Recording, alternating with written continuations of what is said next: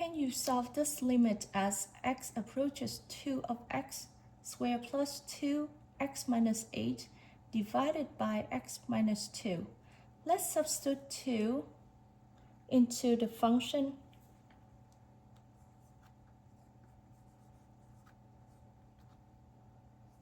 Two squared plus 2 times 2 minus 8, 2 minus 2. Simplify 0, 0. As we see, direct substitution gives us the indeterminate form 0 over 0. So we need another method.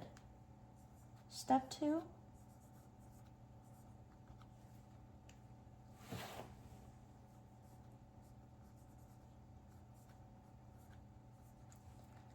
Let's factor in numerator. X squared plus 2x minus 8 becomes x plus 4, x minus 2.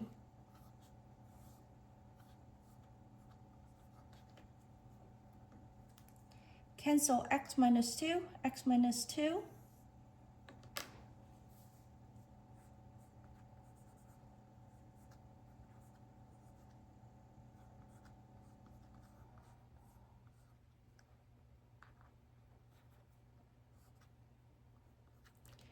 Substitute 2 for x.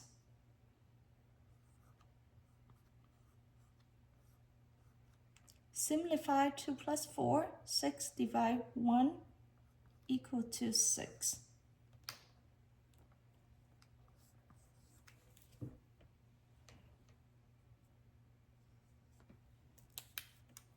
The limit is 6.